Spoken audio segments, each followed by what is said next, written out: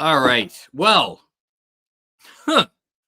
that was not necessarily the night that many of us expected to have. Not only going into the game facing an extraordinarily undermanned Grizzlies squad that just did not have anybody. But as I changed my microphone because Andrew was reminding me that I don't have my connected properly. Go.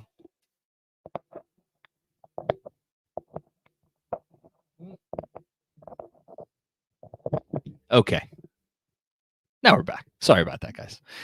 Yeah, a night that we didn't expect to have going into the game, a night that we didn't expect to have with 9 minutes left in the fourth quarter of this game, when the Knicks were up by 26 points, again, going up against the Memphis Grizzlies squad that had absolutely nobody on the floor. And yet, at one point during this thing, at the end, it was a 4-point game.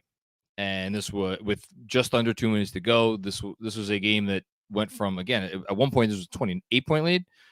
And yet the result was in doubt with under 2 minutes to go, which is crazy to say.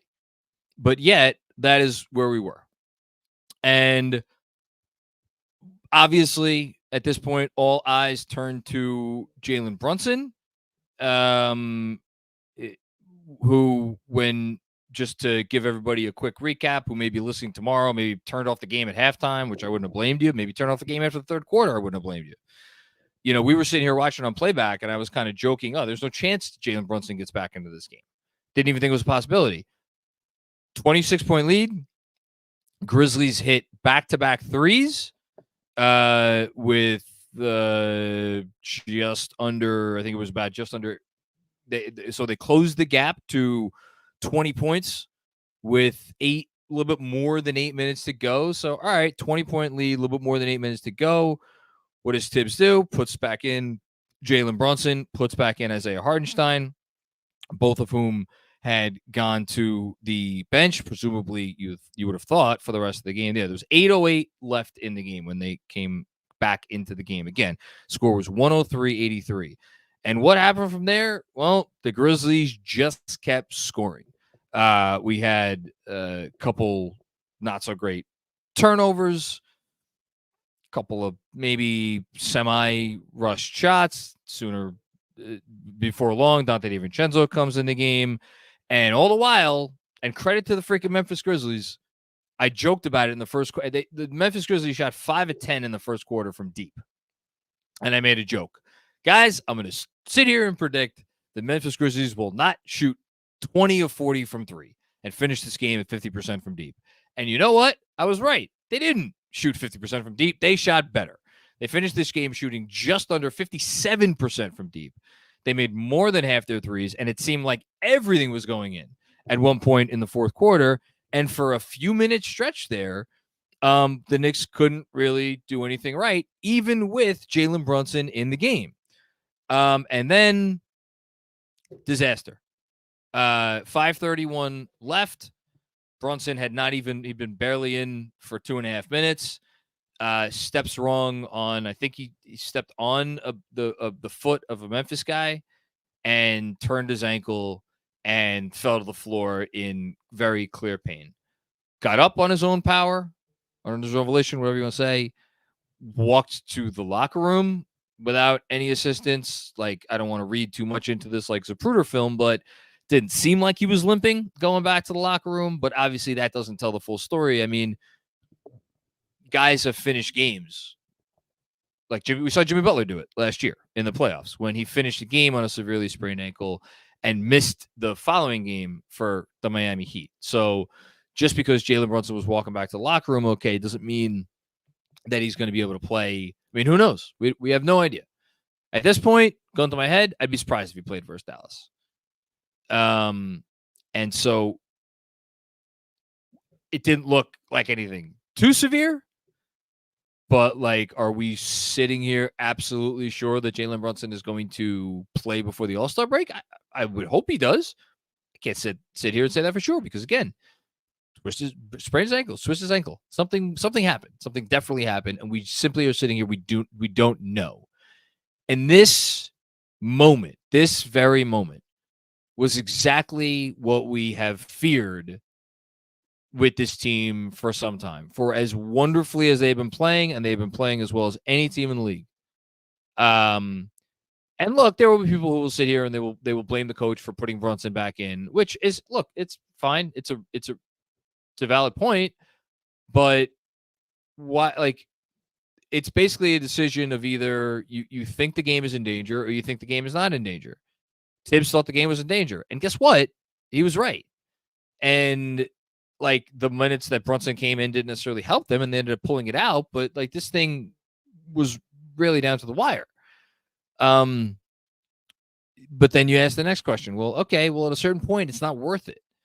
And I think to a lot of people, especially if Jalen Brunson is going to have to miss a game, multiple games, they're going to say, was it worth it? Maybe it wasn't worth it. And I think that conversation extends further out. It extends to how much these guys have been pushed. Everybody's entitled to their own opinion on that. I'm not placing the part of the frustrating part of this is, first of all, they got to win. So we should be happy about that, because every win counts, and this win was important. And I am happy about that, and everybody should be thankful they got the win. Two, respect the opposition, respect the fact that this team shot the lights out of the ball. And it's not because the Knicks stopped playing defense. The Knicks were playing good defense all night. But, like, you know, if the Grizzlies were going to pull up from however many feet and sink those shots, well, then, you know, and if they make them, they make them. So credit to them. And number three, there were some big performances in this game. You know, I'm probably burying the lead here. I've been talking for almost 8 minutes, and I haven't mentioned the name Donte DiVincenzo once. Donte DiVincenzo came up huge in this game. Finished the game with 32 points on 18 shots, shot 4 of 9 from 3, 5 rebounds, 5 assists, and was awesome and hit, I could say it now, I think he hit one of the biggest shots of the season, because when the Knicks were up by 4, with under 2 minutes to go, DiVincenzo took a pull-up 3 from above the break, basically straight away, and sank it. And if that shot doesn't go in, I am petrified to think about how this night would have ended. But it went in, and we could kind of rest easy after that. So massive, massive moment from DiVincenzo. And, like, look, here's the thing. There were big moments from a lot of guys in this game. Isaiah Hartenstein almost got his career high. He was 7 of 8 from the field. Precious Achiuwa had a ton of big moments. Brunson, obviously, was awesome. He finished with 27 points. He was unstoppable for the first 3 quarters of this game.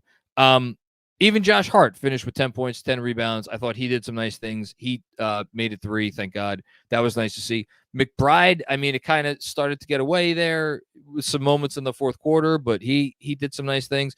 And even, like, Taj Gibson, Malachi Flynn, like nobody, there's no finger of blame to point here at any of the players. I don't even point the finger of blame at Tibs, because, again, he's a 20-point lead with 8+ minutes to go. You could lose that game, and they almost did. And I'm not even placing the finger of blame at the front office, because I think going into the season, we all looked at the depth and we're like, the depth is the strength of this team. And I do think the depth was the strength of this team. And I think the depth still is the strength of this team, which is why we're sitting here and we're talking about this team being 5-1 since they haven't had Julius Randle and since they haven't had OG Anunoby. And they've done all of this without Mitchell Robinson and without Quentin Grimes the last few games as well. Obviously, you need strong depth to be able to do this, but that depth has now been pushed to the limit. You can't push it anymore. The guys that are healthy and are your normal rotation players are tired. And the guys that are not your normal rotation players, I mean, Jesus, Taj Gibson had to get up and play 12 minutes in this game. He was sitting on his couch a week ago. And they only played 8 guys tonight because, like, there's no one else. I'm sure people will throw Fournier at me tonight. I guess, fine. But there needs to be a move. And I think we all just have to hope that this Brunson injury isn't too serious.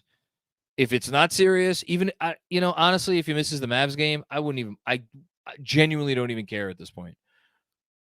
I'd probably sign up right now for him to miss the Mavs game, and that be the only game. Because you know what? If he misses the Mavs game, I hope you sit Josh Hart. I hope you sit Isaiah Hartenstein, and give all those guys a night off.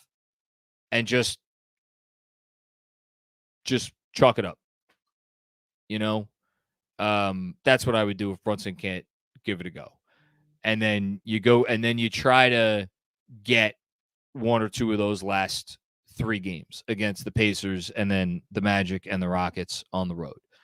And none of those will be picnics. But at this point, it's for me, and we were talking about this towards the end of the playback, with where this team is at and the injuries they've sustained, I'm not going to sit here and be like seeding is no longer important, but they need to get healthy again, and they absolutely need to make sure that they are healthy and not gassed by the time they get to the playoffs, because there is, as many people have said, something special going on with this team. I talked about it on Thursday night, how there's something special going on with this team. You have to be healthy enough to give them a chance to do something special when it matters most. And so we'll see what they do. I mean, I'm looking at this. I can't believe 2 guys played 40 minutes tonight. Precious Chichua and Dante DiVincenzo. But they needed to. If Dante DiVincenzo doesn't play 40 minutes, they probably don't win this game.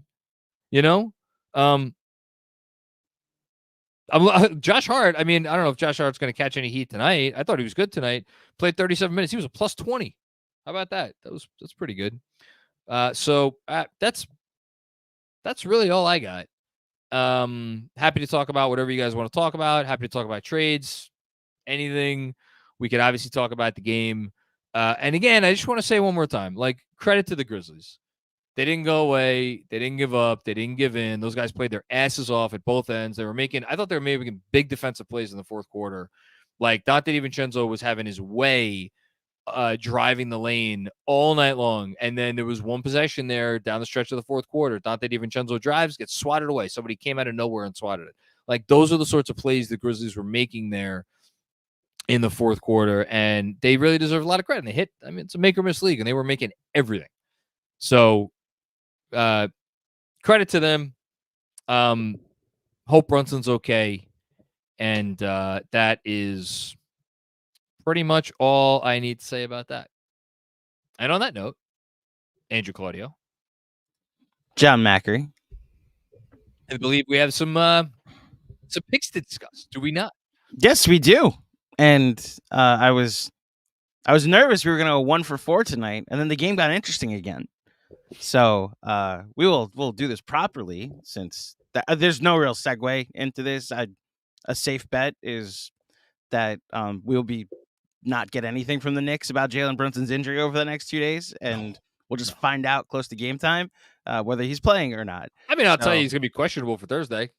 I think it'll be day to day, and it'll be all the medicals are the medicals, John. It's all the medicals. Medicals are the medicals, Andrew. That's what Tibs will tell us over the next couple days, and then sometime on Thursday we'll get told that he's out, and hopefully all of that coincides with the Knicks have also acquired 1 to 2 players. We'll see. Go ahead. Yeah, we'll see. All right. So our betting and sweating segment, of course, is brought to you by our good friends at PrizePicks. Go to prizepicks.com/KFS and use code KFS for a first deposit match up to $100. Daily fantasy sports made easy. Again, prizepicks.com/KFS. Use code KFS for that first deposit match anywhere up to and including $100. They're on the screen. I see it. I'm going after it right now. There you go. GMAC went with Josh Hart over 26.5 points, rebounds, and assists. So I cited those Josh Hart points and rebounds before. I did not see his assist number. He finished with 4. He finished with 4. So just under. It was good. It was a good bet. Maybe a little aggressive by you, but it's okay. XJ went with over Jalen Brunson, 7 assists. He got the over. It was 8 assists for Jalen Brunson. Did he get the 8th in the fourth quarter? He did when he came back in. I also, just on behalf of our friends at PrizePicks, we've been getting this wrong apparently for weeks now. We don't say over or under. It's more or less than. So more than 7 assists. More than 7 assists. He got it. Good job by XJ. Sean went more. Let's see what I did there. 2.5 Isaiah Hartenstein blocks and steals. Isaiah Hartenstein ended up with 3 blocks and 2 steals. Man, the Knicks had a lot of One steals steal. tonight. I got 1 steal for Hartenstein. I have 2. Well, someone's right. Well, either way, it's a win. He got it. Because And they are what? he did not get it until the last 2 minutes of the game. Well, better late than never. And the bet of the night, the bet of the year, Mensa went more than half a 3-point field goal made for Precious Achiuwa. He made it in the first quarter. It was very happy, a lot happier than we are now. And good job by Mensa getting that. So 3 for 4, pretty good night. A 3 for 4 night. I'd also like to answer a question in the live chat. AC is asking what happened to Casual Fridays. AC, that show used to be recorded on Thursday. It's because it's whenever we have an off day on Thursday. That's when we do pods, and Casual Friday would then air on Friday. I would like you to go and look at the schedule and tell me the last time the Knicks were off on a Thursday. So that's what happened to Casual Fridays. You can do the math after that. They'll be back next week because the Knicks are off again on Thursday. So that's something to look forward to. Yeah. Okay. Again, go to prizepicks.com/KFS and use code KFS for a first deposit match up to $100. Daily fantasy sports made easy. And with that, let us talk about whatever people want to talk about. So, I'm feeling tonight's going to be an interesting one. Okie dokie. Mythic Monty. Make the trade, Leon. Enough overuse injuries. Yeah. Needs to happen. Look, is there blame because he didn't make the trade already? I don't know. The market is what the market is, and you don't want to overpay. And my guess, because this is how it happens every year, is prices are what they are until the last moment, and then you see if they come down. And I would guess that whatever the prices are right now, the Knicks are not willing to pay those prices. And again, without knowing what they are, I'm not sure I could blame them. And I'm going to give them the benefit of the doubt that teams are asking for too much right now. And so again, it's an unfortunate situation, but at the same time, you usually when a team is missing 4 rotation players out of your top 4 rotation players out of your top 9. And really even that's overextending it because I kind of consider Deuce to be the definitive ninth man. No offense against him, but he's definitely the ninth man. So you're missing half of your playoff rotation. Let's say that. You're missing because Deuce, I don't think is playing in the playoffs. You're missing half your playoff rotation. Most teams missing half their playoff rotation don't go 5-1. And that's what the Knicks have gone. I know Grimes was available for some of those games. But it's so it's a tough situation. But they need to make a trade. That's all. Some updates. Fred Katz. Tom Thibodeau said he doesn't know anything about what's going on with Jalen Brunson. Said Brunson is with the medical team right now. Regarding Josh Hart, he's being checked out by the medical team. I didn't even mention Josh Hart seemed to twist his knee a little bit in the fourth quarter. Said he didn't know the injury. Hart was holding his right knee. So there you go. Haitian Ferg, what's going on, Haitian? Please direct all Tibs slander to the front office. Get some damn bench help ASAP. I'm with you there. Again, I don't know. I don't know. I just don't know what you're supposed to do if you're Tibs in that spot. You tell I know what's coming. I'm sure we're getting the 48 comments pretty soon. I'm sorry, it's not the answer for me. Anyway, there won't be a run to make if we start dropping like flies. Brunson shouldn't have to come back in, but the bench simply forced his hand. Yeah, I think, look, if we really want to go back and examine this game, should they? This is going to sound crazy to say, but Should they probably have been up by more than 26 points with 9 minutes to go? Yeah. Like, this is a game against this team where you should probably be up 40 at some point. And yet, at the same time, I'm going to say two things. One, they were shooting above 50% for the entire freaking game from deep. That's number one. And number two, like, I know they got their asses handed to them by Boston 2 nights ago, this Grizzlies team. But go look at this team's box scores. Like, they played the Knicks when, like, the rash of injuries first onset. And then they went like 500 over the next 2 or 3 weeks. They won like 4 of 8 or 4 of 9 or whatever it was. And they were knocking off some decent teams. And then recently they had another losing streak, or they've had another losing streak. But like, go look at the scores of some of those games. And I know Jaren Jackson Jr. was healthy for a lot of those, and he makes a difference. Absolutely, he makes a difference. He's the reigning defensive player of the year. But like this, the guys that this team has, like, they're out there, they're scrapping and clawing, like, you see, and they can shoot. That's the other thing, is they could shoot. So I want to, like, I still think the Knicks probably should have been up by more than what they were. And that there were, could we go back and look at some possessions and be like, yeah, you could have taken that more seriously. You could have taken that more seriously. Sure. But I'm having a tough time. I'm having a tough time laying a whole lot of blame on anybody right now. I think it's just one of those unfortunate things. Thank you, Haitian. Mythic Monty, perhaps the biggest stroke of bullshit 3-point luck. Yeah, I mean, that's the league today, right? That's the league today. It's not going anywhere. And again, a lot of these were tough threes. A lot of these were like step back threes.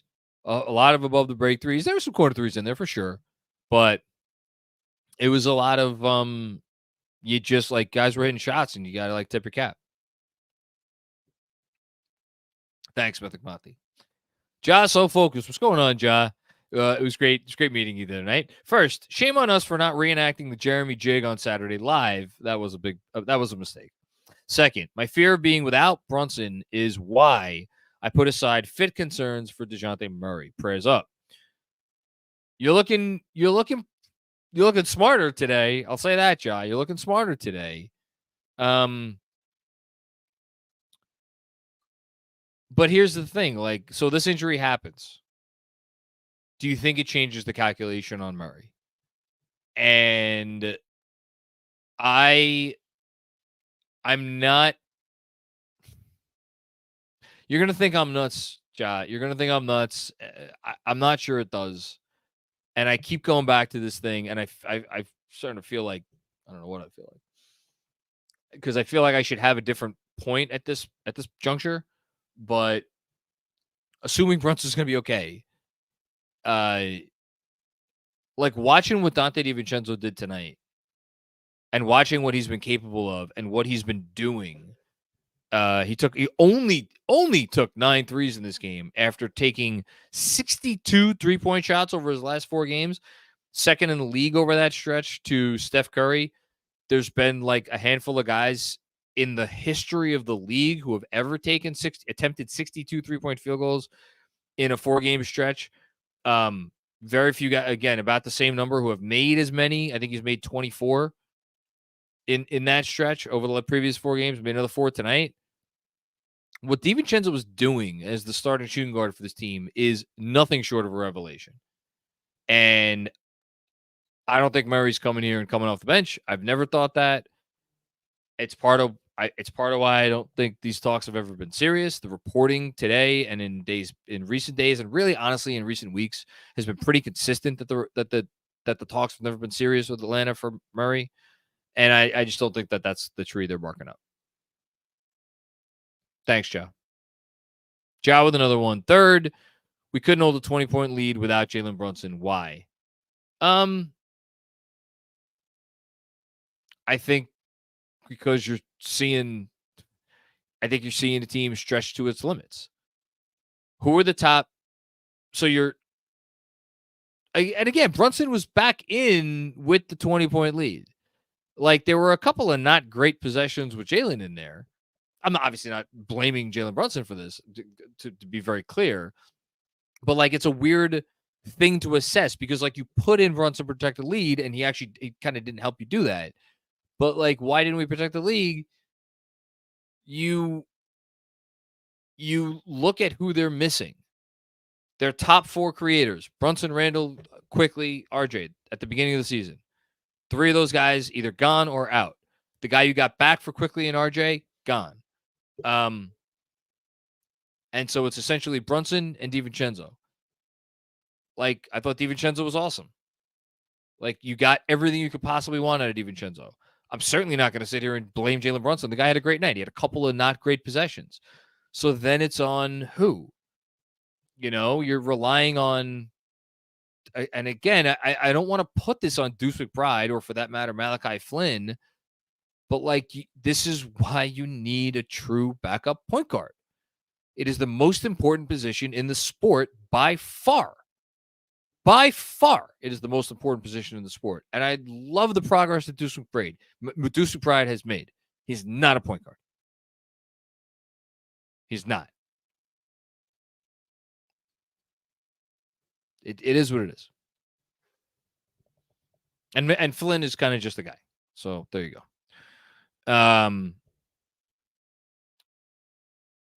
Kevin Danishevsky would totally get it if this team wants to punt the next 4 games heading into the All-Star break and rest all the injured guys. I wouldn't be against it at all.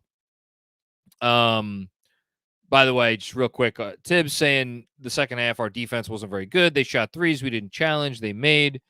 But I want to say we built a big league. We didn't close it out as well as we should have. Getting a win is the most important thing. Yeah, I think that's fair. They probably didn't challenge threes as much as they could have. I thought, but again, for the lead that they had, I thought their defense was like pretty good throughout the second half. Obviously, Tibbs disagrees. They're not punting the next 4 games. I think it's, let's say this. Is there a real question? Maybe I'm brushing this comment off too quickly. Because Brunson lives by the, if I could walk, I'm going to play ethos. That's his MO. If I could walk, I'm going to play. Do you say screw it and take the decision out of his hands? That is not what they have done as an organization at any point in time since Leon Rose and Tom Thibodeau have been here. And, well, if Brunson's not on the court, but then it brings the trade deadline into question because, like, do they acquire a player tomorrow who could be in uniform Thursday night? And then that influences their decision. Well, because, like, if you don't have Brunson, I kind of agree with your premise. Sit everybody. Because you ain't winning any games without Jalen Brunson right now, without Julius Randle. You know, you're just not going to do it. Not against the teams. I don't think against the teams on your schedule.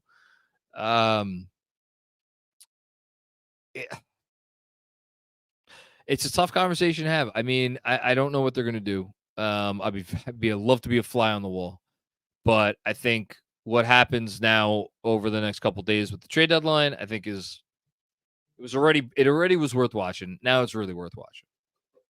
Thanks, Kev. Kevin with another one. Want to note that Memphis shot 60% from 3. # variance. Yeah, they were insane. It was crazy. Absolutely nuts. Sam Garcia, they could never make it easy. No. I mean, look, they've had a lot of big wins by a lot of points over their time, but, like, should he be giving up 113 points to this Grizzlies squad? No, you should not. In no uncertain terms, should you be giving up 20 points to this Grizzlies squad? It should not happen. And they did. Can I piggyback on that? Sure. When do you think the last time the Grizzlies scored 113 points was? Oh, I don't know. Has it been a month? You could tell me it's a month and I wouldn't be shocked. January 15th. They haven't scored more than 110 in their last, I believe it's the last 11 games. Which is why I thought that the scrappiness of the Grizzlies was a bit overplayed, but the 3-point variance that you saw from them tonight was insane, as Kevin mentioned. Yeah, no, I don't. Was it was it like fourth quarter playoff level defense throughout the second half? Obviously, if it was not, but that therein lies the whole conversation we're having, where I'm sure the guys were like, we could get away with playing 85% defense for the rest of this game and we'll be fine. And like, can you blame the players for that? You don't expect these guys to hit these threes at the rate that they're hitting them. I don't blame them for taking their foot off the gas. I'm not going to tell you to go rewatch this game because it was just that awful. I did notice a lot of open threes, is what I'll say. I think when it got under 10 is when you started to see the Grizzlies hit contested threes. But the first 6, which is a real sentence I just said, the first bunch were pretty open, and they were getting back in. They were pushing in transition, and then. Sure. 2 passes away, and then there was a couple above the break. There's straight on threes. There's a couple corner threes that were wide open, and then you were just like, "Oh, so we're actually doing this tonight." Okay, and that's all it takes. All it takes is a few minutes. Yeah, they were 9 of 12 from 3 in the fourth quarter, which is just stupid. So 9 of 12 in the fourth. Yes, that's wild. That's how you erase a 28-point lead.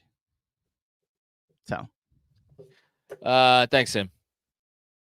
Hush Z. All-Star break can't come any faster or trade. Yeah, well, we're getting one of those before the other. I think. That's what I think.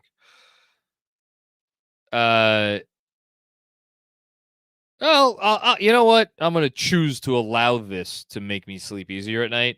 Per Ian Bigley, for what it's worth, both Jalen Brunson and Josh Hart walked out of the locker room area at MSG without a noticeable limp. Again, I'm choosing like Fox Mulder, to believe.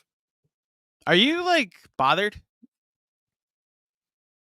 Like you seem antsy. You seem like antsy tonight. Yeah, you're bothered. Of course, I'm bothered. And it's the uncertainty of what happens with Brunson and Hart. I'm bothered because this is a shitty situation, and usually this is very weird because I truly believe that there's no one to blame here. I really don't. There's no one that I'm pointing the finger of blame at. And that, I think, is making me uncomfortable, that I feel so annoyed at what has happened. And I can't be annoyed at anybody. Yeah, I don't know if that makes any sense, but because it's just a bad situation. Our tendency is to decide who's responsible for said bad situation. Natural human emotion. You always have to blame someone. It's impossible. It's like being upset at the weather at the moment, though. Like, something happened and you didn't have control over it. And the Fournier thing is interesting because against this Grizzlies team, I thought he could play, but I'm convinced there's something more than just Tibs won't play him, I think. Because, like, remember last year when we were like, why can't Cam get minutes? Well, okay, when some of us were like, at this point, they're at 6 players. Why can't Cam play a little bit? And we were under the impression that his representation was like, if you're not going to seriously consider him part of your future, don't trade him. Don't play him so we can have him healthy. Don't risk injury. My thought is, like, is a team like, please don't. Now we're not taking Fournier's contract because he played on Tuesday and got hurt. I don't think it would have mattered. Because what are we really talking about here? What are we talking about? We're essentially talking about Fournier in place of Flynn. No, I'm saying like play 9. But even then, I don't think the Knicks are up 28 without Evan Fournier. I don't think that's the reason why the lead disappeared. Because I think, speaking to your point, that this is an uncanny situation. You got the huge lead, and at that point, nobody was overextended. So you were all set up to ride this one out. And then it was all of a sudden, like, really, we were fine in terms of the minutes, in terms of everything. Guys weren't tired. There's nothing wrong until the 9-minute mark of the fourth quarter. So the notion, it's like they should have been playing Fournier before that point. Yeah, doesn't make sense. It's a last couple games thing that I was like, if you wanted to make a case for Fournier, you could have. I'm not going to go out on a limb for Fournier. And even tonight, to your point, they were up by 28. This is the Grizzlies deciding they were going to shoot 75% from 3 in the fourth quarter. I can't do it. I don't see it. Are you seeing smoke for Tibs? Because I'm not. I'm sure there is. No. I'm again. It's like again, I'm annoyed at the fact that I'm annoyed. Maybe Okay. it's an unfortunate situation. That's all it is. It's an unfortunate situation. And you know what? Actually, here it is. The thing that we all worried about happened. That's what it is. Yeah. It's like we all could have called this happening at some point, and it happened. And it's like, well, fuck. If anything, I more empathize with Tibs because I do think he was preparing to sit Brunson the entire fourth quarter. Yeah. He had 29 minutes played. He had taken Hartenstein out. Like Taj, that lineup with Taj, Josh Hart, like DiVincenzo. Like I thought when Precious checked in, I thought he was coming in for DiVincenzo, and they were just going to try and ride a 20 to 25 point lead the rest of the way. I mean, again, I'm always am I trying a little too hard to give him credit? Like Brunson sat out for the first like 8 or 7.5 minutes of the second quarter. Mm-hmm.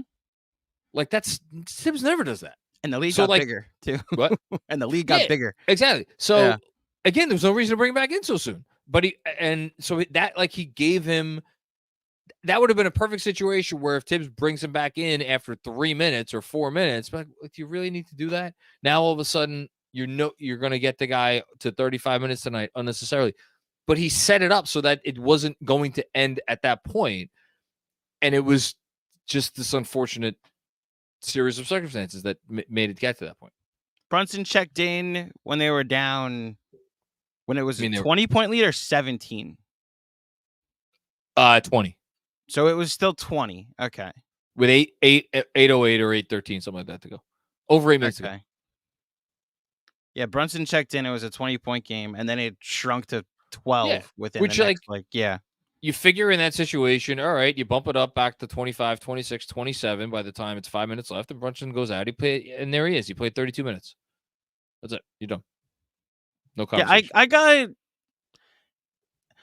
If there's, I mean, I'll say it because you're afraid you can, I think, but I don't see the smoke for Tibs that needs to do with this. I haven't gone through the comments yet to see if it's a his fault night, see. But we'll see. Yeah, I think, like you said, it rained, and we're annoyed that it rained. So, here's another one. Again, I'm choosing to take solace in everything I can. Well, why are you making a face? No, you're taking solace. Let's do it. I want to take solace too. I feel anti as well. Go ahead. Thanks to Ian Begley. He's the best. Dante DiVincenzo asked about Jalen Brunson injury. Playing with Jalen for so long, I asked him, "Are you good?" And he said, "I'm good." DiVincenzo didn't seem overly concerned about Brunson's ankle, which he appeared to sprain in the fourth quarter of the Knicks win over Memphis. So that comment, again, I'm probably reading so much more into this than I should. I'm gonna, to me, I'll put the over/under on games missed for Brunson at 1.5, and maybe even that line's too high. I'll put it at 1.5. I also co-sign if he's out Thursday. Josh Hart should be out. DiVincenzo should be out. Hartenstein should be out. Jacob Toppin should be playing meaningful minutes. Bring back Cam Reddish to play hashtag meaningful minutes. You know what? Why not? Like let's see. We'll let Benji let them have Benji for the night. We'll let Sean go over there and play. All the tall people at Knicks Film School can go play that night. Your starting lineup, it's Precious could still play. It'll be Sims, Achua. I guess we'll start Toppin. Yeah, he can play the 3. It's a good stat padding game for DiVincenzo. I'm sure DiVincenzo might want to get some run there. And then I'm saying sit DiVincenzo. Like anybody that has a chance to play in the playoffs. All right, we'll agree to disagree there. And then McBride and who am I forgetting? Malachi. Taj is back in center. There you go. And then Archie. That's the Villanova grad that can play. We'll let Archie play. You know? Just bring the Westchester team up and play on Thursday. I don't care. I know Adam Silver will get mad, and we'll just say, you made this monster. We're just playing along. Charlie Brown Jr., you're the next contestant on Can You Walk and Chew Gun at the Same Time? Mm-hmm. Get a uniform. Agreed. Okay. Ready? Yeah. David Futternick. Hello, David. Grandma, why is Grandpa Fuddy so tired all the time? Well, honey, that's because he's been a Knicks fan since 1991. That's fantastic. Another easy Knicks win. I can see the tweet now. Hold on. If you haven't already tweeted it, I'm sure you have. Thanks, Fuddy. You're the man, as always. Juanon, what's going on? Higher chances of happening after this Brunson ankle disaster, which we are hoping is not an ankle disaster. Tibs pulling the starters earlier in a blowout, or a Robert Randolph trade prediction being correct. Shout out Robert Randolph and his Substack burners. I think all of you guys in Substack are actually Robert Randolph. I think he's assuming all of these different personalities. You're Robert Randolph. Alex is Robert Randolph. Tommy's Robert Randolph. Jonas is Robert Randolph. I'm forgetting a lot of greats here in what is always an entertaining Substack chat. But you're all Robert Randolph. You're just different aliases. A greater chance of Tibbs pulling his starters earlier in a blowout for sure. You know, Robert Randolph is mush. If he bets the race, you rip up your ticket. That's all it is. Thanks, Juana. Charlie Boy third. What's going on, Charlie Boy? Hey, John. Trying to fight the feeling that we may never see this team fully healthy this season, which kills me. I was just starting to allow myself to imagine a special playoff run. No, don't look. A couple things. One, you could be a Philly fan right now, and look, I Embiid could be back. Sounds like he had a meniscectomy, which increases the likelihood he's back, because if he had the other version of that surgery, there'd be like no chance he came back. But like, imagine being a Philly fan where you have that hanging over your head, and like, this is supposed to be your year, and your MVP goes out for the foreseeable future. Or honestly, imagine being a Bucks fan where like you've overhauled your organization in basically every way you can overhaul your organization, and it has gone horribly wrong. And like, again, this is supposed to be your year.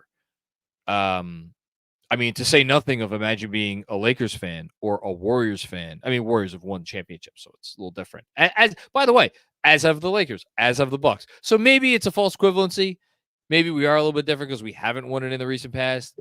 I guess my reason for making the comp is like, there are worse places to be in. This was never supposed to be the year for the Knicks. This is still not supposed to be. I'm not supposed to say this. This is still not supposed to be the year for the Knicks. It's been an amazing year. This is supposed to be the year before the year. This is supposed to be gravy.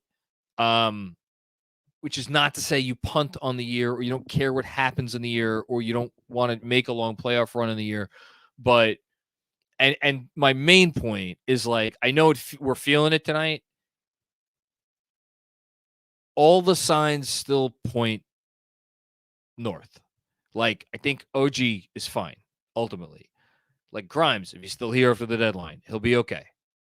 Randall, it seems like he's going to be okay. Mitch, haven't even talked about the Mitch news today. Mitch being back on the court, they're expecting him to do on-court stuff after the break. That's massive.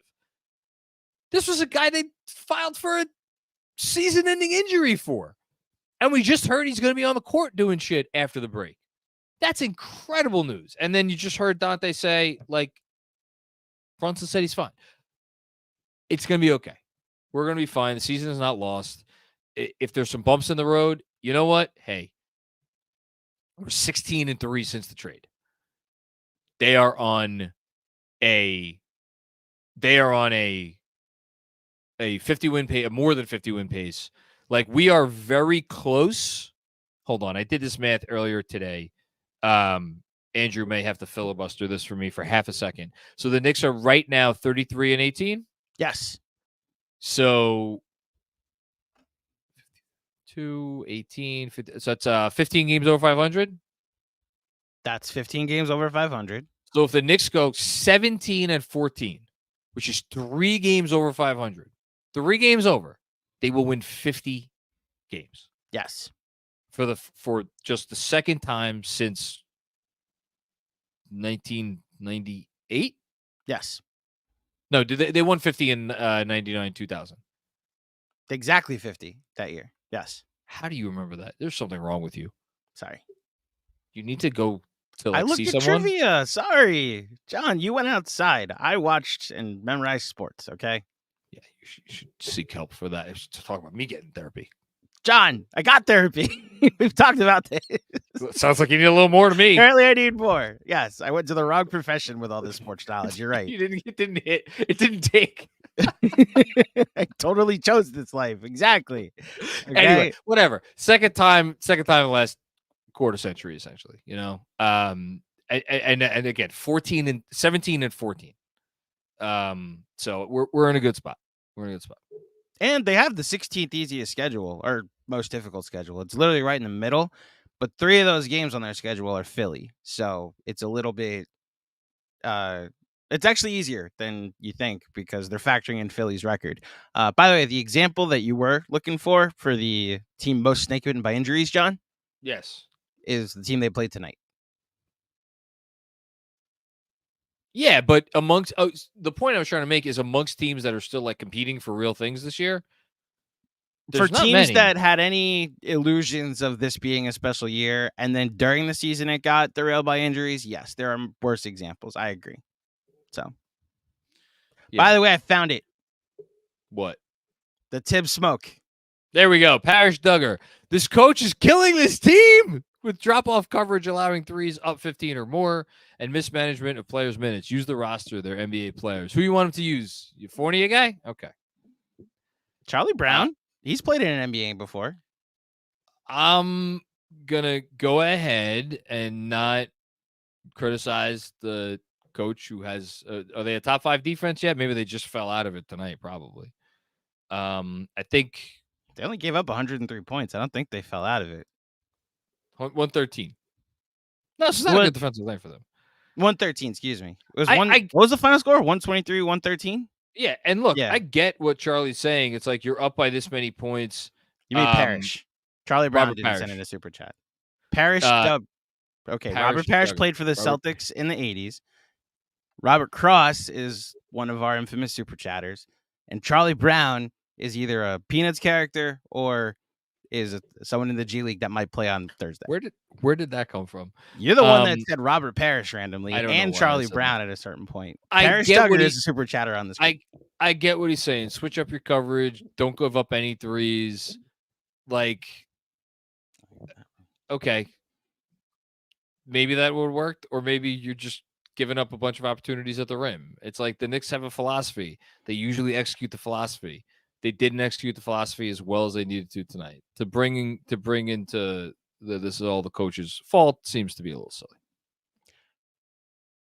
I think Parrish is venting after a frustrating fourth quarter, and he chose to blame Tibs. I also think Parrish, I co-signed with John that the strategy was working, and then a team full of G Leaguers decided to not miss from 3. So I also, just from my observation of if I want to criticize the coverage, most of the threes that the Grizzlies hit in the fourth quarter were just like switches that weren't like actually executed well, or like the Knicks were getting caught leaving a guy open. Like it wasn't not a lot of the threes that the Grizzlies hit in the fourth quarter were like a pick and roll that led to an open 3 and drop coverage. So yeah, I mean, I would say that probably the strategy, something you don't want to do when you have a fairly well-oiled machine like the Knicks are, is start using a defensive strategy that you don't ever use. Just execute the thing that you usually do. Parrish, I guarantee that it will not be this bad when a team that I can't guarantee a team won't go 9 of 12 from 3 in the fourth quarter. I thought their defense was like fine until the second half when they decided to start playing it like 60%. So they're 6th in defense, by the way. Thank you, Parrish, for the contribution. 6th in defense, 7th in offense. My God. They're a good team. They're really good. Sam Garcia's dad, talk me out of wanting to trade for Marcus Smart. I could do that easily. They checked in on Marcus Smart. Fred Katz reported that, and they were shut down. He's also hurt. We have enough hurt players. That too. Yeah, no, they checked in on Marcus Smart over the summer. They checked in on Marcus Smart recently. Not going to. Right here's Robert W. Cross. It's your boy John. Do we get clarity on strong veal parmesan options within 15 minutes of MSG? Casual stroll, not brisk, please. Is an inside joke. I said to Robert earlier today, apparently he's a big veal parm fan. I feel like that's a dish that has kind of gone the way the dinosaur, a lot of restaurants in New York, you got to find a real old school Italian joint that's going to serve up a good veal parm. I'm sure they're out there. I don't know. Does like Carbone have a good veal parm? Maybe. I'm not. I honestly don't know. I've never been to Carbone. I'm not that kind of. I'm not cool like that. But if I find a good veal parm dish, I'll let you know, Robert.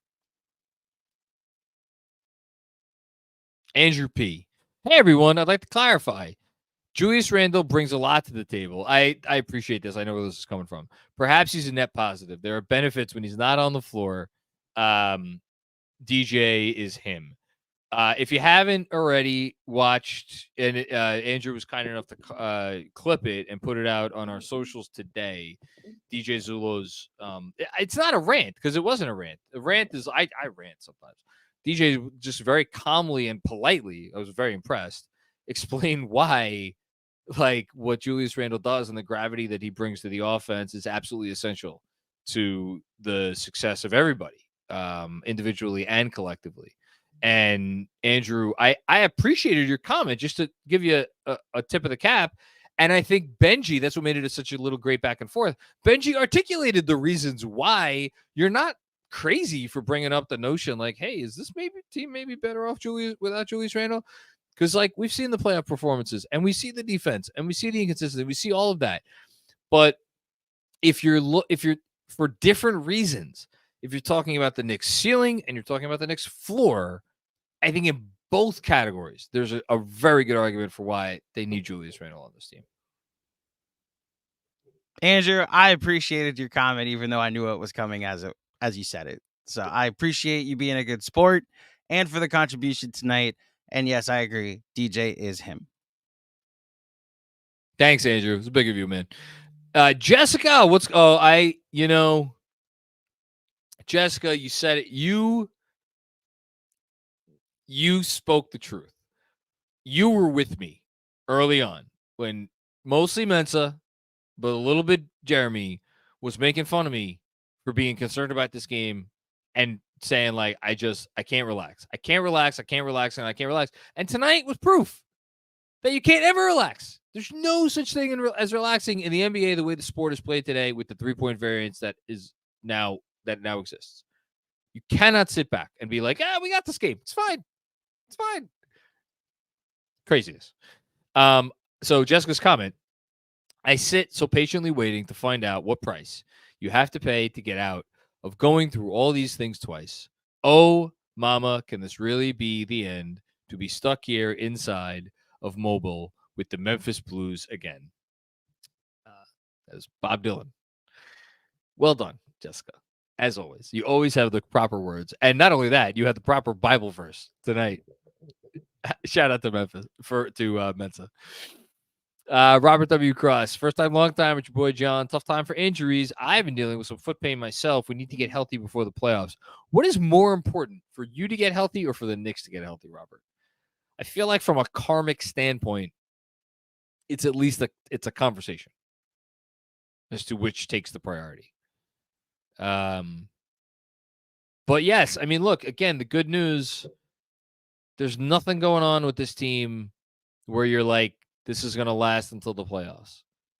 So even if the bumps and bruises result in some losses that you don't want to see, perhaps even some losses in the next week and change, whether it's a 3 seed, a 4 seed, a 5 seed, even at this point, I think it would not quite disaster scenario, but like it's not great. 6 seed. Like just think about that. Now we're sitting here and being like, oh my God, disaster scenario, 6 seed.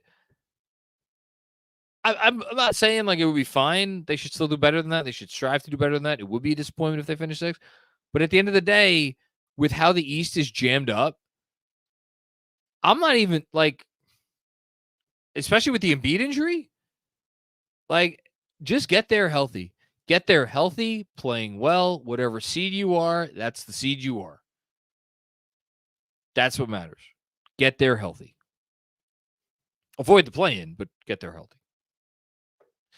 Jasso focused with another one. Don't think you're nuts to say it doesn't change the calculus, but Emmanuel Quickley's ability to fill in for Jalen Brunson was taken for granted by us and the front office. Now we just got to deal with it. Yes, absolutely. And you know who else was taken for granted? And I'm saying it.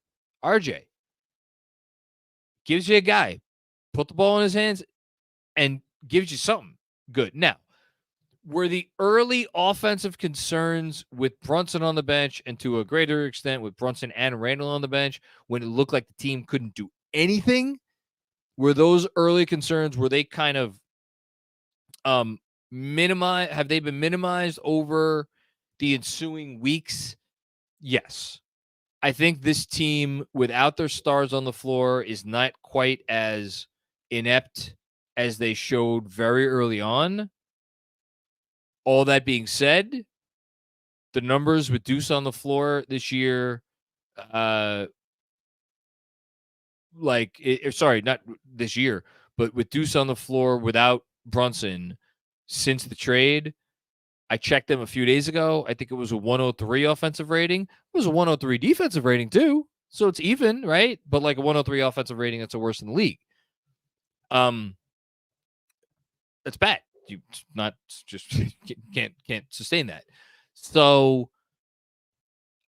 the reason why I'm having trouble with the take for granted part of it is because I think the front office's bet was that they would be able to bridge the gap from December 30th to the trade deadline. I have to think that they knew that it was going to take until the trade deadline to bring in a reinforcement or reinforcements.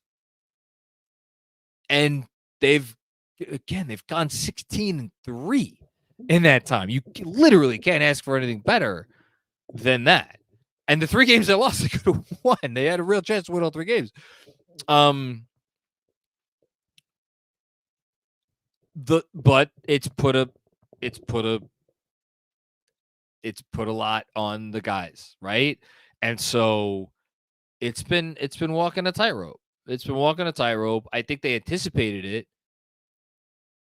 And now we're here. Now we're at the trade deadline. So make your move.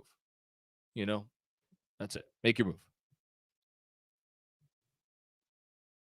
David Crockett, what's going on, David? Basically, a 3-point variance run by Memphis. Nothing changed tonight about the team's needs. Yeah, that's fine. I'm assuming Brunson is okay. Yeah, that's totally. But I'm taking that comment as we already knew we needed a little bit more, and we still need a little bit more, you know? But yeah, no, like, again, this shit happens. All I know is, Andrew, we couldn't get the game on Fubu, Andrew. So I couldn't watch it. But you want to be frustrated tonight, or you want to see what real frustration looks like tonight? Go talk to a Minnesota Timberwolves fan. They were up by 23 points against the Chicago Bulls. In the early third quarter, I believe they had that lead, and they are about to lose in overtime. Wolves aren't dealing with any injury issues. Looking at the Wolves, Wolves had all their starters. Seems like they had all their backups. I'm looking at the Bulls shot 12 of 30 from 3. That's not that great, so it's not 3. Well, this is a league where the nature of this league, regardless of whether you get hot from 3, the pressure that offenses put on defenses, including, like in this case, the Wolves, the best, or whatever they're ranked now, the second best defense in the league. Like, they're the best defense in the league. There's no way to guard against everything. You can't. You open yourselves up to things. And that's the league we're in right now. And I appreciate you bringing up that point, David. I'm on point as always. Mark Sable, what's going on, Mark? How you doing, brother? It's always great to hear from you. I don't care about blame. I just want our guys back healthy. But if I'm the front office, as long as I don't give up the farm, I make a trade and I worry about the playoff minutes later. No telling what Randall, OG, Mitch, and Brunson will be back. Well, I think Brunson's going to be back soonish. I'll put it again. I say a game and a half. The interesting thing here, Mark, if we really want to get into the weeds. So Fred Katz reported today or yesterday, one of the days, that they've offered Fournier's contract and a first-round pick for Bruce Brown. Now, I don't know, certainly, and I don't think Fred knows, otherwise I think he would have reported it. I don't think Fred knows what the first-round pick was that they offered. I certainly don't know what the first-round pick that they was offered.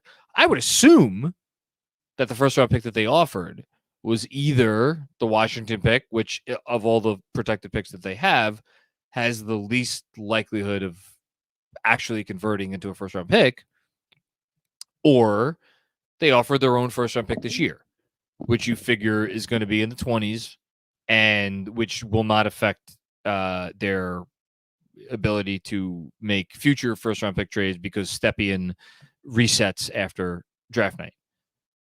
I would assume it was one of those two.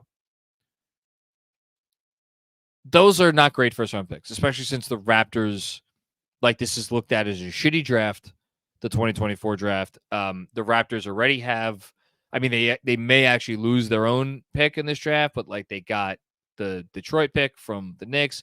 I think they have another pick from coming in from somewhere. I forget off the top of my head if they do. The Raptors have 2 picks this year, 2 extra picks from Indiana that just came in. There you go. Thank you for my bad.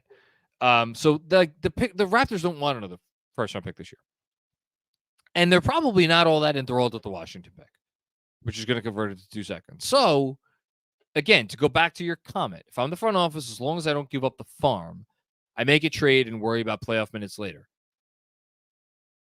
Putting the Bucks pick, which is, I would argue, the best of their draft selections that they have, other than their own future unprotected picks. I would argue that the Bucks pick is not the farm. That's a pick that's going to convey in 2025, or it's not going to convey at all. It's top 4 protected. If it's top 4, Pelicans have it. I don't think anyone anticipates the Bucks to finish in the top 4, but that's a pick that, like, look, have their game on right now. They're up by 3 points. Like, things have not gone great in Milwaukee. I don't think there's any universe where Giannis A, asks out this summer, and B, gets his wish, and they like trade him this summer. So I think Giannis will be there. Dame's going to be there. Dame's not going anywhere. Middleton, they just signed. Like, what's the worst case scenario for the Bucks next year? Even with an injury or two. Like, worst case scenario. They're I don't know, 6 seed? Maybe, I don't know. Something on that rate. So maybe, absolute best case scenario, you're talking about a pick in the mid-teens, mid to late teens, something like that. Now, 2025 is a good draft. Do you want to give up that asset if you're the Knicks? No. For a myriad of reasons. But it's a good asset. It's not giving up the farm, but it's a good asset. It's something that could come in handy later. I think that's what this conversation is about. Or if you want to make it about the Pistons pick, which is a little bit of a different asset to assess because there's a lot of variables there. Like, how soon are the Pistons going to be able to get to a level of basic competence where they're chasing the 8th seed? That pick, 2-3 years down the line, that could convey as like the 12th pick or the 13th pick or I think it tops out at top 8 protections. Hell, that could be the 9th pick in a good draft for all we know. So, but that's what we're really talking about here. How much are you willing to put one of those picks on the table to get a Bruce Brown? Or if you're talking about Alec Burks, how much is it? You may have to rope a third team in because of the contract stuff, and you don't want to give away Fournier because you don't want to lose that salary slot. Like, I don't want to get into the weeds on that. That's what we're talking about here. Where you're giving up more than you'd like, it's not giving away the farm. So, and then on top of all that, there's the additional variable of what's the buyout market. For all we know, the Knicks could be sitting here already with a commitment from Kyle Lowry, like, hey, I'm getting my buyout. I'm going to be on the market, and I'm coming to you. I'm not, again, I have no idea whether that's the case. Steve Popper sent out what I consider to be an interesting tweet earlier today about the possibility of Kyle Lowry. Like, how much does that change your calculus? Like, so all of these variables are in play, and I'm as fascinated as anyone to see what they do. I completely agree with you that there needs to be another body here.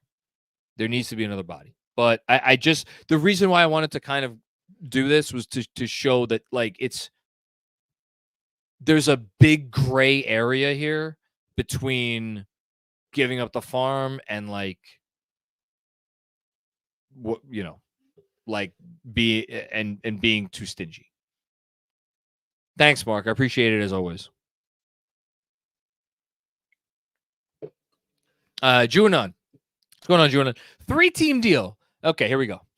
Fournier in a protected first. Which protected first? To Detroit. Okay.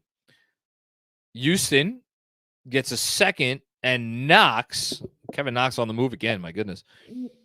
And we get Burks and Bullock.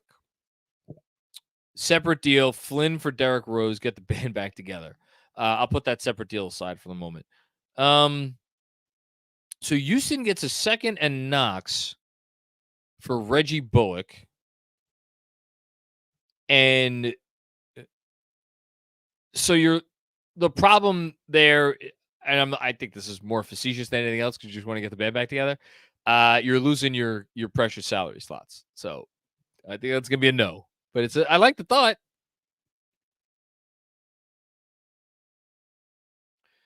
Robert W. Cross, legend of GMAC. So apparently I don't have to answer this question.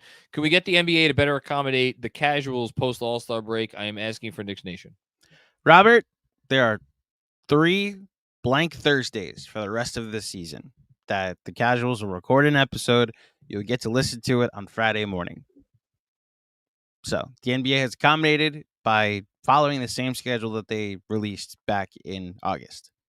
So you're welcome, Robert Cross. And if you'd like to tune in for the casuals, all 3 of them make appearances on our watch along. So please watch along with us, whether it be on YouTube or if you're able to on playback by becoming a patron. So yeah, the Mensa was on tonight, hanging out with John and Jeremy. So there you go, Robert.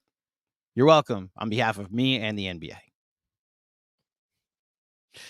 Isaiah Jackson, let's call the season a bust. Play low and try again next year. I don't think that's going to be how they approach it. That's my gut feeling. Thank you, Isaiah, for the contribution. Jostle Focus, last one. Sure it is. Am I the first to say go for the 3 seed? Now I'll take 5. I think it would be a fun game to play for the rest of this year. Like, after each additional game, what should we set the over-under on for, like, acceptable seed? I think right now, I think I would be surprised if this changed anytime soon. I think the number is 3.5. I think it's still reasonable to want the 3 seed. I think it's still somewhat reasonable to expect the 3 seed. I don't think it's unreasonable to sit here and be like 4 seed's okay. 5 to me at this point, because then you're assuming that one of the Sixers or Pacers is going to pass you.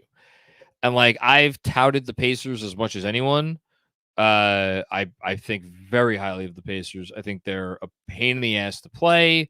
I think they are going to be heard from before all is said and done.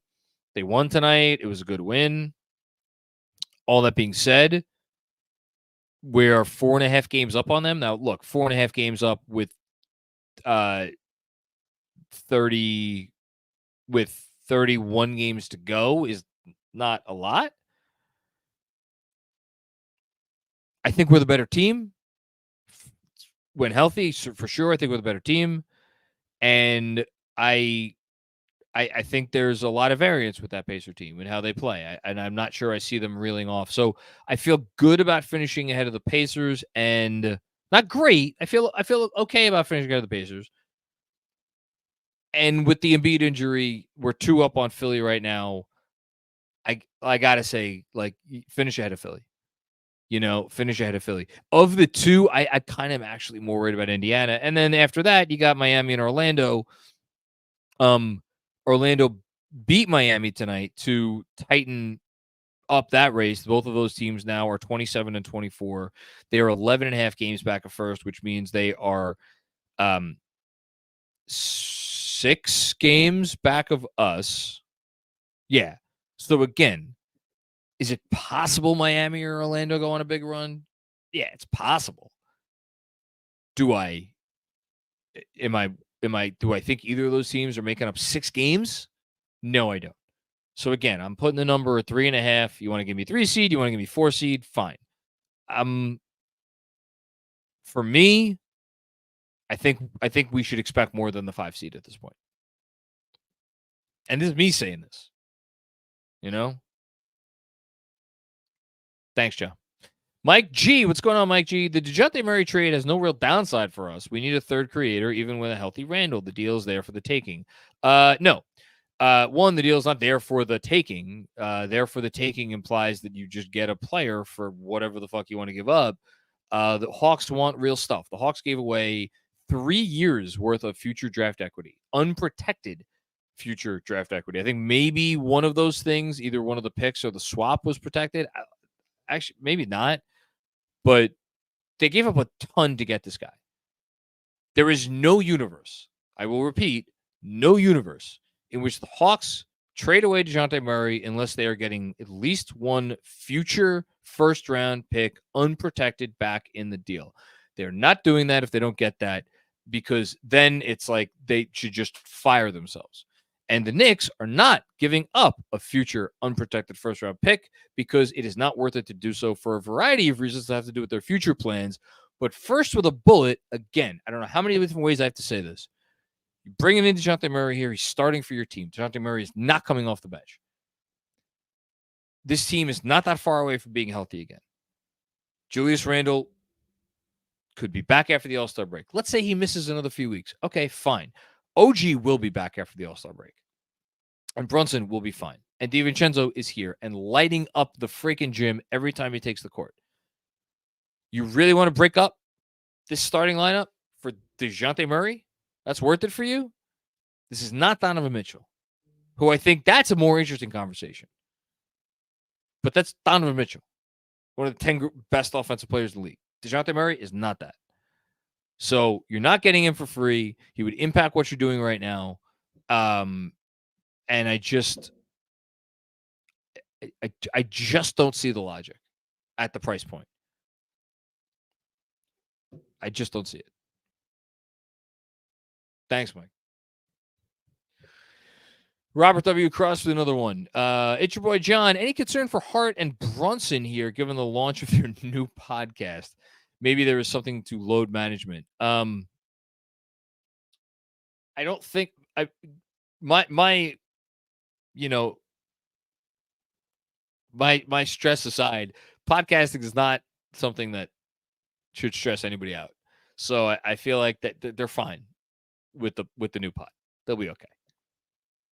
It's a good question, though. Josso Focus, last one. 11 first-round picks. Why can't we part with 2? Who are we parting with 2 for?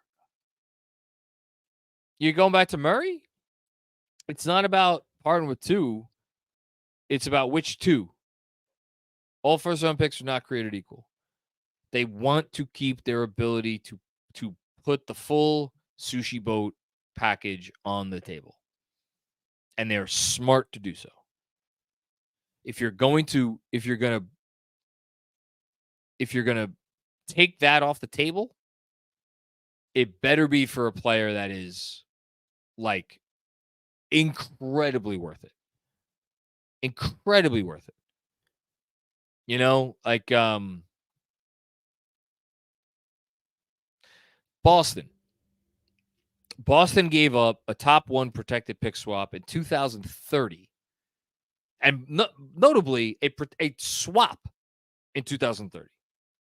So you could still trade the full boat around that pick because it's only a swap. And it is It is protected for 1 year at top 1, and it does not carry over to any further years. That was a top 1 protected swap. And you know who that was for? That was for Derek freaking White, who people wanted to be on the All-Star team this year because he was awesome and transformed their team, much in the same way that OG Anunoby transformed the Knicks. I'm sorry. I don't think DeJounte Murray is going to have that level of impact on the Knicks because I'm not even sure he would make the Knicks better, which sounds insane. Like, he's a very good player. I just don't see the fit here if he has to be in the starting lineup, and you are not convincing me that he's coming off the bench. I'm not getting off this point. I'm just not. Abdoulaye Diallo, what's going on, Abdoulaye? Julius, OG, and Grimes are all going to feel like trade deadline acquisitions, the boost we need to march into the playoffs, ready to beat anyone in the series. I like this. This is a good take. I could get behind this take. This is a good take. Thanks, Abdoulaye. Busy. This was all Tibs' fault. Another good take. Thank you, Busy. I love you, Busy. You're the best. Wrapping up the night with 2 good takes. There we go. Okay. That's it. We're done? That is it. I need to get us to 120, though. So I'm asking people in the chat. So Ja did respond to you. I believe this is mostly because this is what he said. 100% agree. Oh, you know what? He talked to you. You say it. 100% agree here, John. I just don't think the Hawks going to require premium first rounders that are going to fuck up the Knicks' plans. I do. Let's just argue, for argument's sake. Let's say the Lakers don't put I keep forgetting what year it is. Whatever, the one distant first that they have, right? Let's say they don't put it on the table, which would be an interesting bet for the Lakers to make. Because again, do I read anything into the LeBron chicanery of the last week? No, I do not, because what is it in furtherance of? It is in furtherance of him getting his way right now. And what does he want right now? He wants a major upgrade right now. What is the best upgrade they could get right now? It's DeJounte Murray. Would DeJounte Murray help their team? I think that's an easy one, right? That's an easy yes. And the Lakers are playing games and whatever, fine. So do you really want to take that chance if you're LA and not get Murray and risk the Hawks not like making a deal with you? Cause that's the other part of it, right? You're not putting Reeves on the table. You're not putting that first on the table. You want to tell me it's about quibbling with protections for that future pick?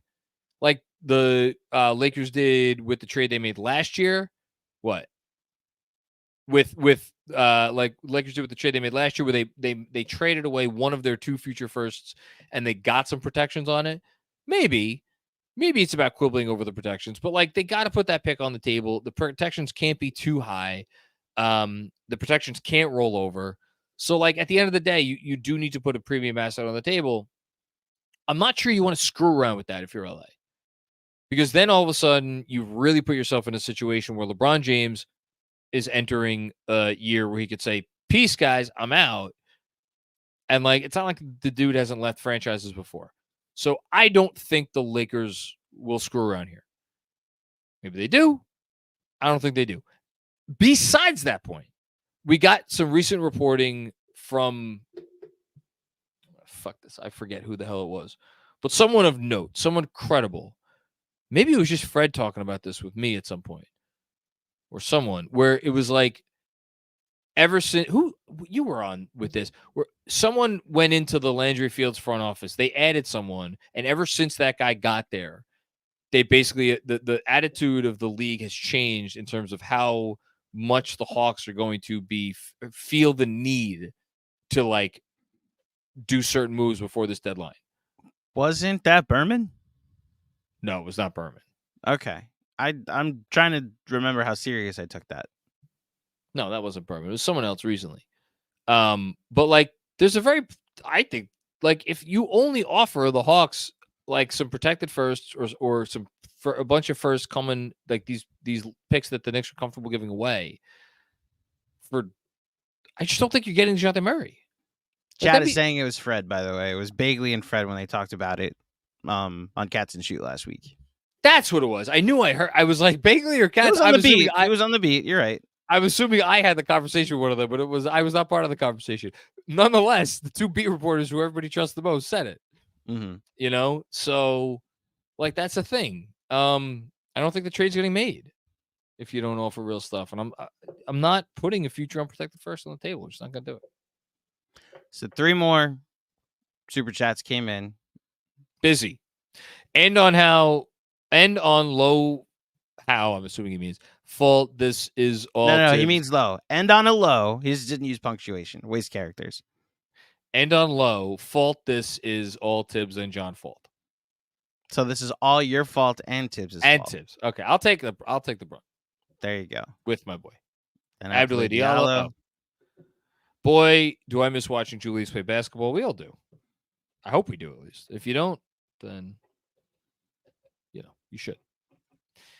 And Robert Cross, this was Tibbs, John, and Kevin Danishevsky's fault.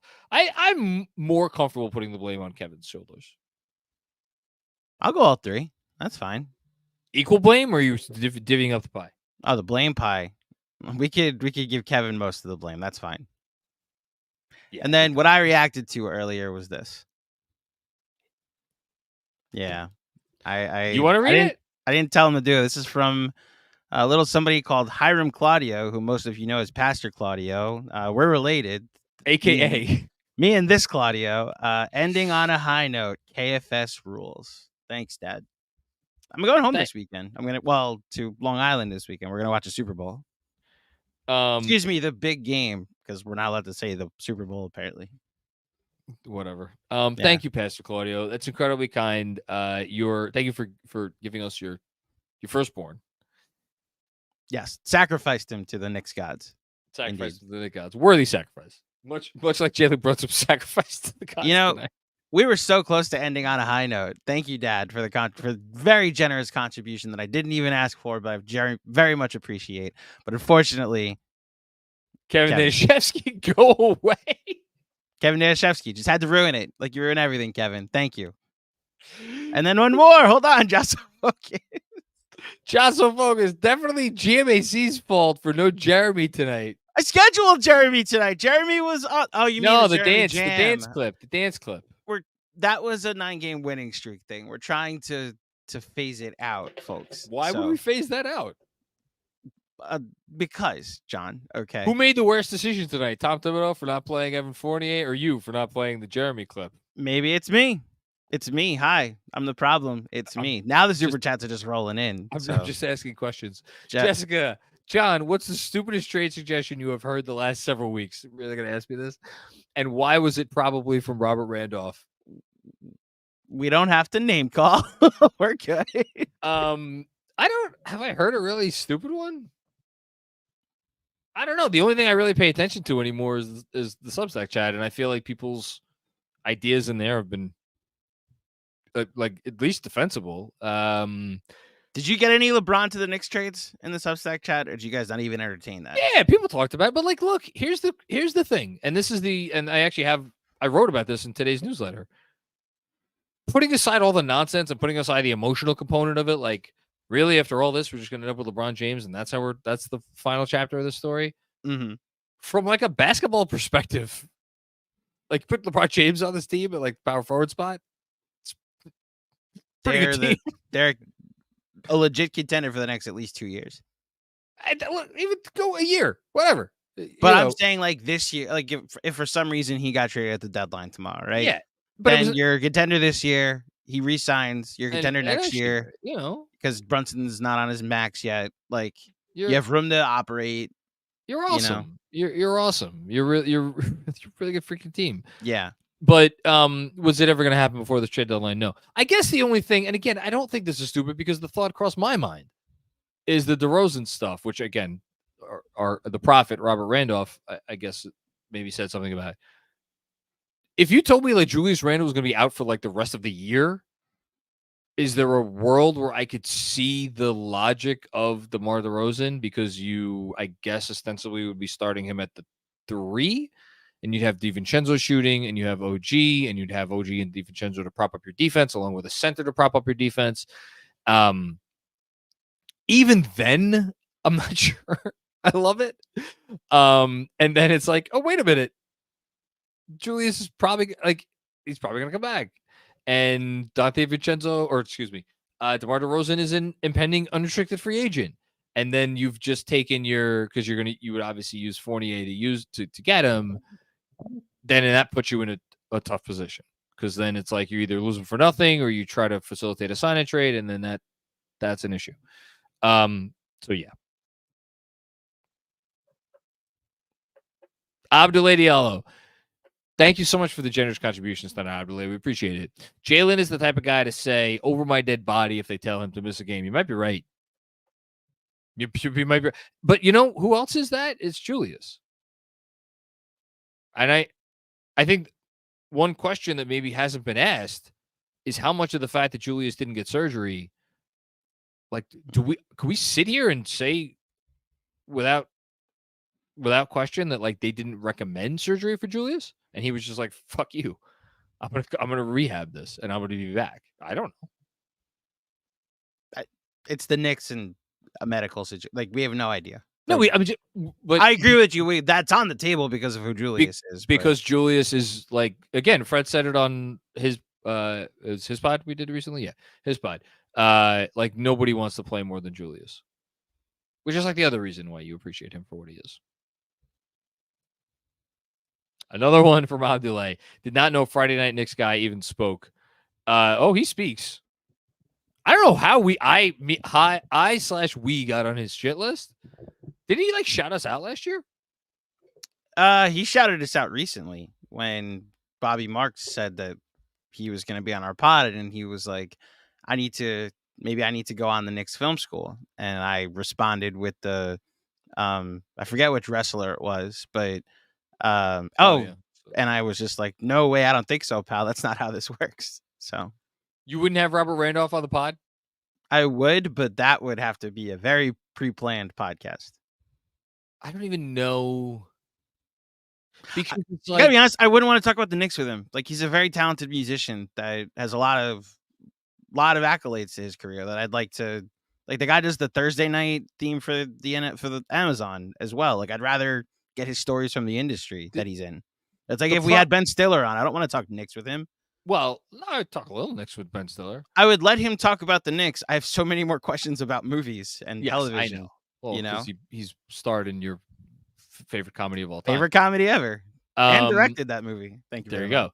But like with Robert, like, here's the thing. Yaron Weissman already did this. He wrote the article in which he flat out asked Robert Randolph the first question that I would ask him, which is like, is this a bit? And are you in on the bit? And Robert told him on the record, like, no, this is not a bit. This is just, and then he proceeded to do the article accordingly.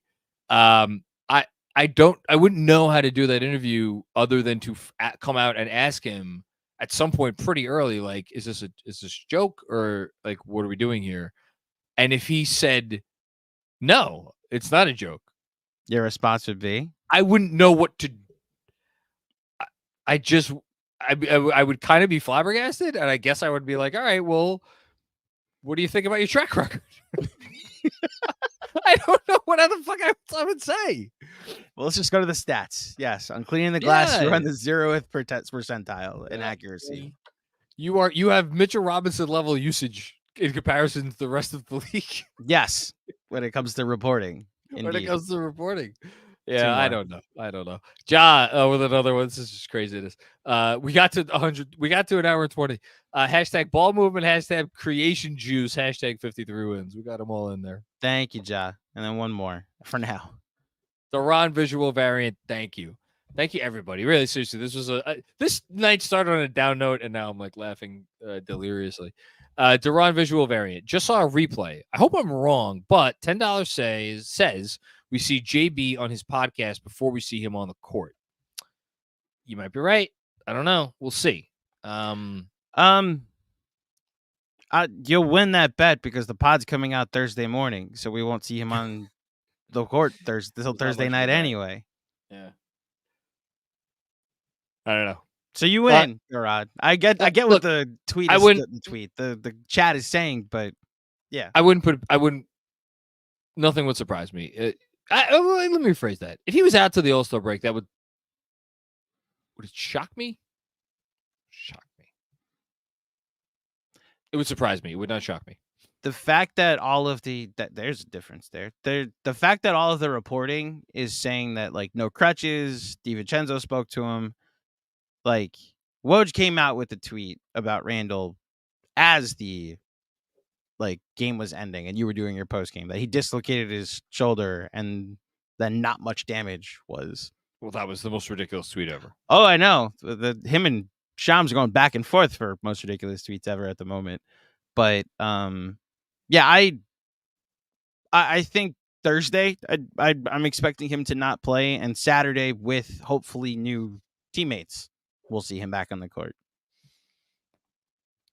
That'd be nice. I wouldn't mind that. All right. Neither would I. Now we're done. Thank you for tuning in, everybody. This was a journey.